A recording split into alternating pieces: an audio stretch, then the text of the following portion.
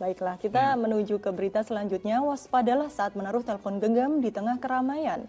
Seorang perempuan yang tengah berbelanja nekat mencuri ponsel milik pedagang ayam di Pasar Horas, Siantar, Sumatera Utara. Saat beraksi, pencuri terekam kamera pengawas. Dari rekaman kamera pengawas yang terpasang di salah satu sudut pasar, terlihat seorang ibu yang sedang berbelanja. Tak ada yang mencurigakan dari gerak-gerik perempuan dalam rekaman video tersebut. Namun tak disangka, setelah mondar-mandir beberapa kali, ternyata perempuan tersebut nekat mencuri telepon genggam yang tergeletak ditinggal sang pemiliknya yang merupakan pedagang ayam. Sang pemilik ponsel ini mengaku ikhlas dan tidak melaporkan kejadian ini ke polisi. Meski begitu, lewat kejadian ini bisa menjadi pembelajaran untuk lebih waspada, meletakkan barang berharga meski di tempat yang dianggap aman. Ya, subhanallah, ada-ada saja ya Ustadz, ini tingkah pencuri yang menyamar sebagai pembeli di pasar.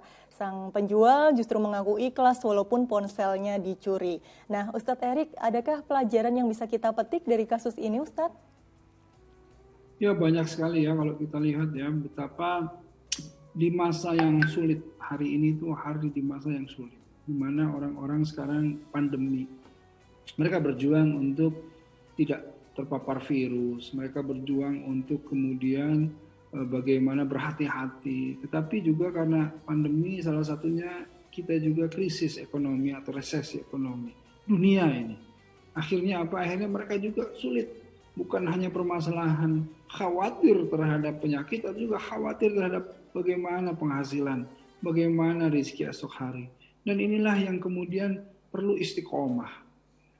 Di sini diuji bagaimana keimanan, setebal apa keimanan kita, sekuat apa keimanan kita kepada Allah. Nah, karenanya ketika berbahayanya seseorang yang lengah seperti tadi, kan kejahatan tidak mungkin terjadi juga selain niat, tapi ada kesempatan. Ketika ada kesempatan, nah kemudian terjadilah itu semuanya. Ya, karenanya kita berhati-hati itu termasuk kita juga berpahala menjadi ibadah karena tidak memberikan kesempatan orang berbuat jahat. Ingat loh ya, jadi jangan cuma wah itu jahat dia dosa. Bukan cuma itu, tapi kitanya juga harus bagaimana berhati-hati agar tidak membuka peluang orang berbuat jahat kepada kita.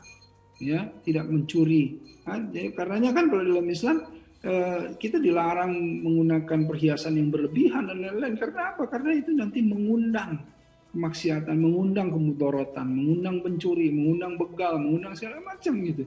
Nah, disinilah kenapa kita harus memahami itu. Dan kemudian ketika tadi sudah dicuri ya, silahkan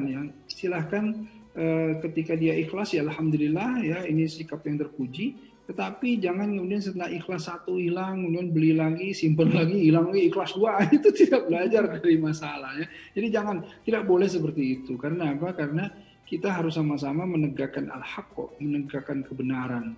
Jadi jangan sampai membiarkan ada pencurian dikarenakan salah satu keteladanan kita, ya jangan juga gitu ya. Makanya ayo kita sama-sama hati-hati terhadap apapun yang membuka peluang terjadinya kejahatan.